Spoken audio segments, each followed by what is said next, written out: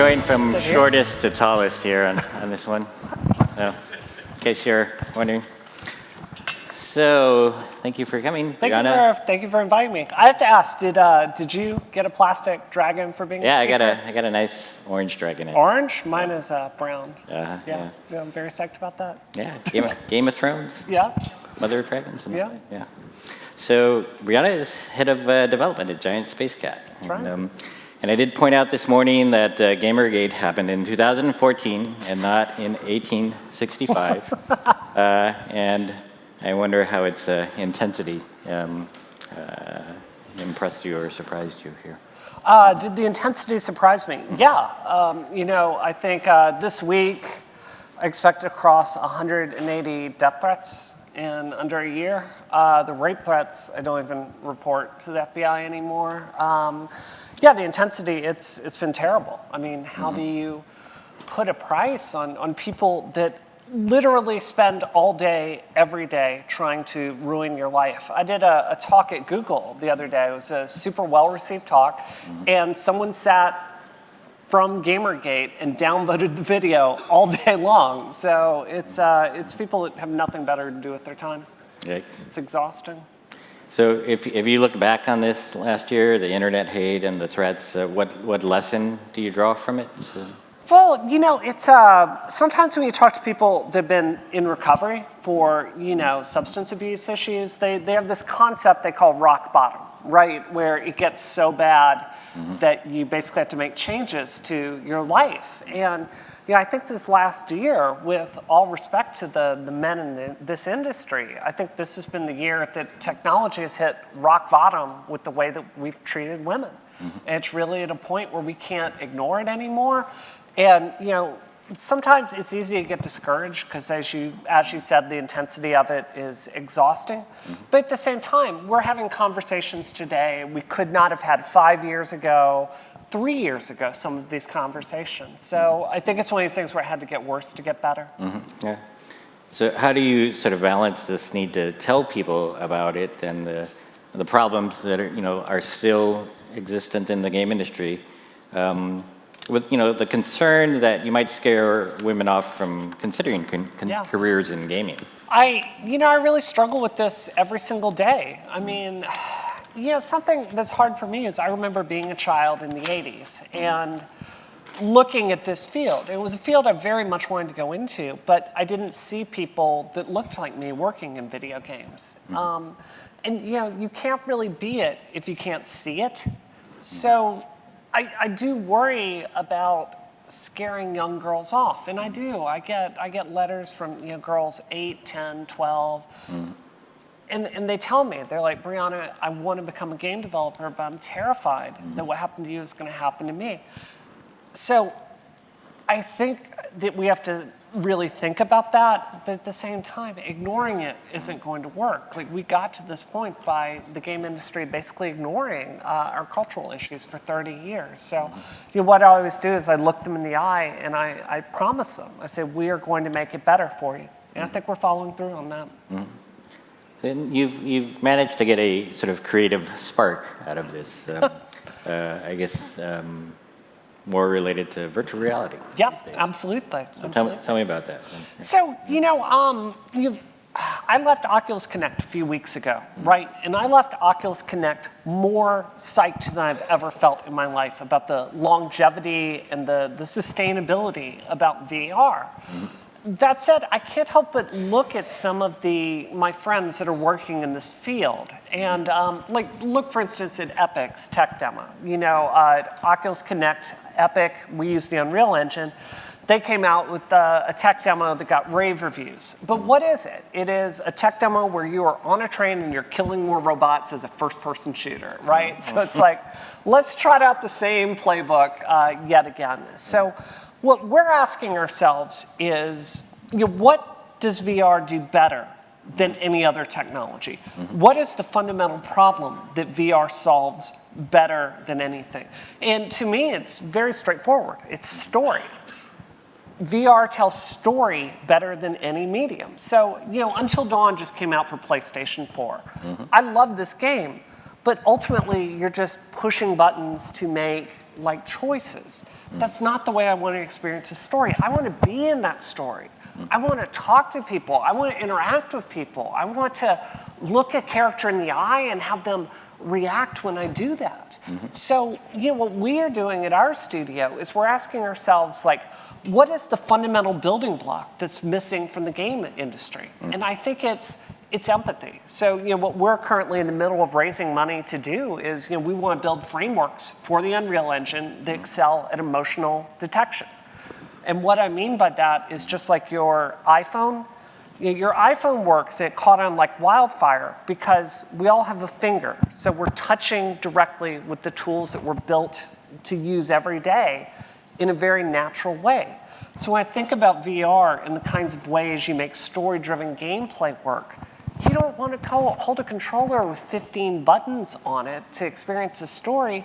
You want to use your voice, your eyes, your emotion, the tone of your voice. Do you sound angry? Do you sound sad? So that's really the direction that we're going. We're very excited about it. It's almost like there's a technological answer to this very big problem with human behavior. Yeah, I think so. I can't take credit for this thought. This is from Ben Kuchera of Polygon, who's the opinions editor. But he said something I think was just so dead on. He said, I don't think Gamergate would have gotten to the point it's at if so much of our communication hadn't been on Twitter. And I think that's so true. Like, I have had conversations that were very, very aggressive on Twitter with certain people that I don't agree with on anything politically. And then I called them up on the phone and I say, hey, can we just go have a cup of coffee and talk like two adults? And then we're in person and it's awesome, right? So I feel like sometimes Twitter and our social media tools, they leave out all this emotional communication that seems like it's superfluous. So, going forward, I believe that the next generation social networks are going to have this emotional component to them, right? And, we want to be the people building the tools that makes that happen. Now, so VR also, though, can be this very immersive technology where, people are warning that many VR apps could make us even less social. Hiding in the corner, just, wearing our goggles, not socializing with anybody. Sure. Right? So how do you say get around that hurdle or I don't know how it could be worse than it is right now. Like I didn't look a single person in the eye walking across the street here. I don't know. I think like part of that solution is going to be augmented reality. I feel like we don't talk enough about this. My bet is AR is going to end up being much bigger than VR. But I think it's like the way that we connect to each other in VR, I think because it's more immersive, I think if we can represent ourselves and bringing more of that data across, I don't know, maybe it's optimistic, but I feel like we're in the baby talk stage of all of these things. And I can't help but think eventually technology is going to follow through on the promise of the 90s, and it's actually going to connect us more than it tears us apart. I think Godzilla is coming. Yeah. So are you kind of leaving mobile behind as you move into VR? No, absolutely not. Like, maybe I am, I don't know. No, as we're going forward, we work with the Unreal Engine. And part of the reason we choose to partner with Epic is whoever ends up winning these wars, whatever technology we use, I'm sure the Epic and the Unreal Engine is going to support it, right? So, we are ultimately engineers that care a lot about developing emotional frameworks. I don't want to be a hardware engineer. It seems like a terrible job. So, we can kind of take a back seat and just work with whatever formats come to the forefront. So you're inspired a little by Snow Crash. Yeah. Did you ever read Snow Crash? Oh, yeah. Yeah? Love that novel. I mean, Snow Crash is a dystopian novel, but, I think that, sometimes when we're talking about diversity, right? Like, I think there's a way to talk about women in tech, like it's the right thing to do, and it is. Like, I want my friends to be able to pursue jobs in this industry and get, paid engineer salaries the same way my male friends do. But it goes beyond that, Dean. when I look at the PS4 and I look at the Xbox One, I don't know what you see, but I see a generation with almost no innovation. And I say it with all respect to my friends out there shipping games on it. But when I look at Forza, I see the same game from Xbox 360 with slightly prettier textures and particle effects. Like there's nothing I've seen so far that couldn't have been done in the last generation. Same story with first-person shooters. To me, when we're talking about women in tech, at its core, this is about making better games. I mean, guys, aren't you all so frustrated with playing the same stupid game? I have been blowing people to bits in first person since Doom in 1994. So, I feel like if we bring different people into the mix with different perspectives, they're interested in different problems, I believe the future isn't going to be Snow Crash. I think it's going to be much more interesting than that. Yeah.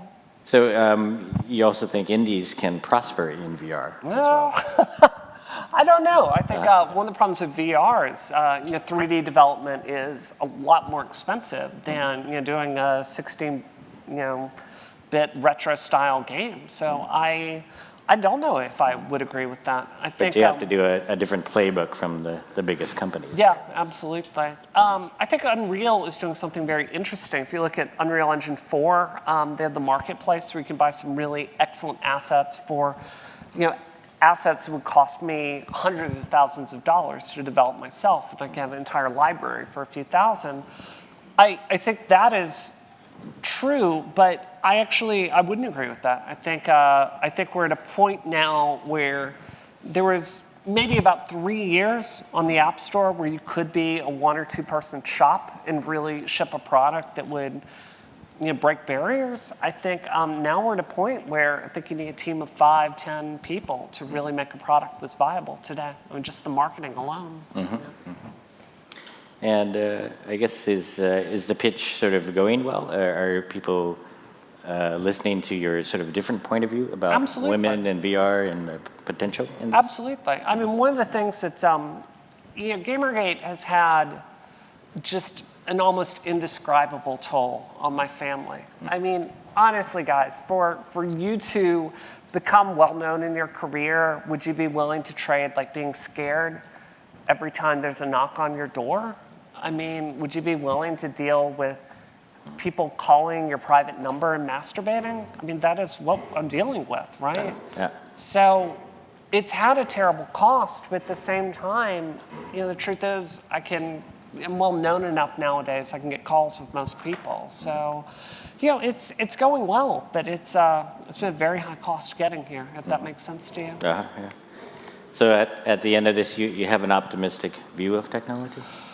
I don't know if I'd say optimistic. I see opportunities, right? I mean, I feel like this year's really taken us to the darkest parts of the internet, right? Have you ever been on 8chan or 4chan or Kotaku in action?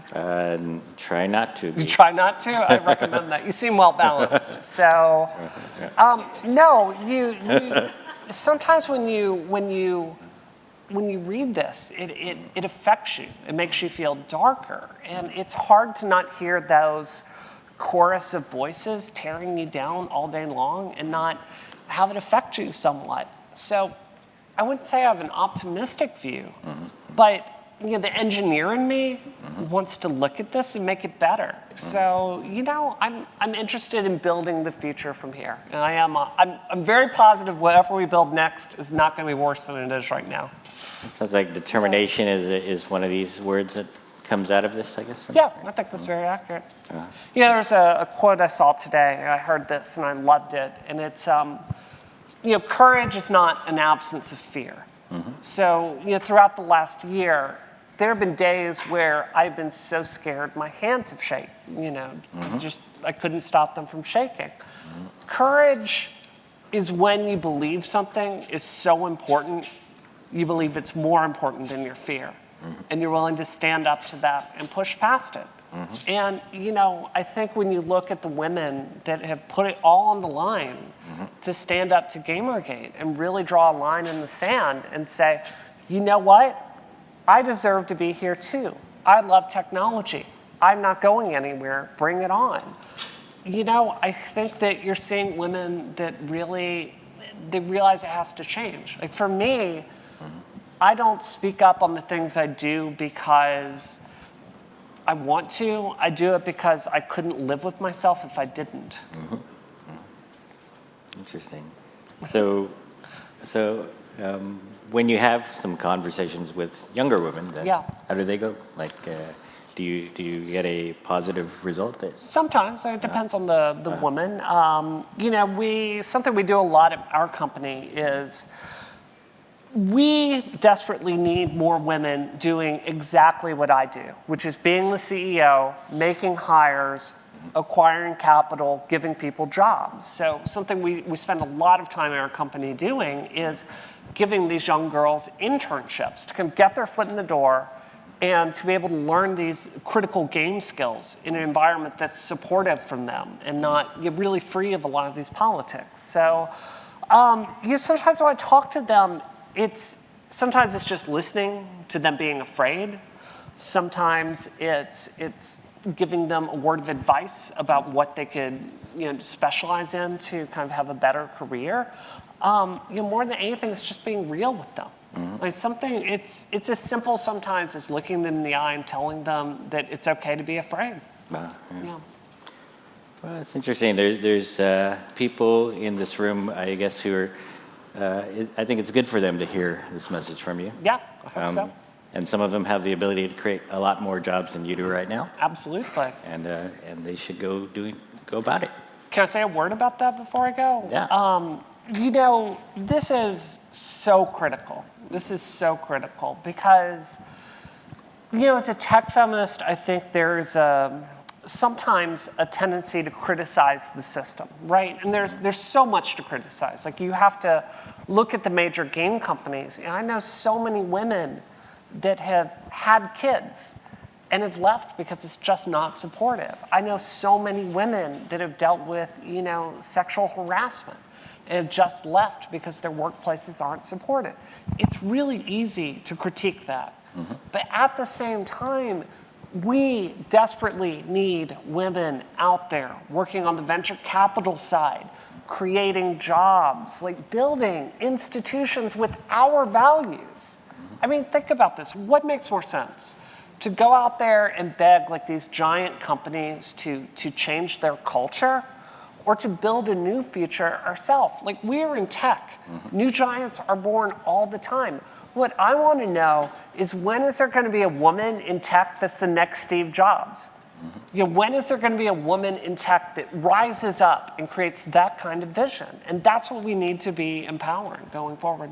And some of the men have to try to hire that kind of person. Yeah, I agree with that, well, right. or at least support it. So, so much of the work I do is on unconscious bias. And, sometimes I think we don't see it, but we tend to hang around with people that are like ourselves, right? And, I'm guilty of this at our company. Like, for me, it's mostly a bunch of white women that work at my company. Like tends to hang out with like, but we have to actively be aware of those biases and work against it. So my suggestion out there for you is just find one thing to consciously decide to do better. Choose to network with women, with people of color, with LGBT people. Just choose that one thing, and that's how we get forward from here. Thank you very much. Excellent.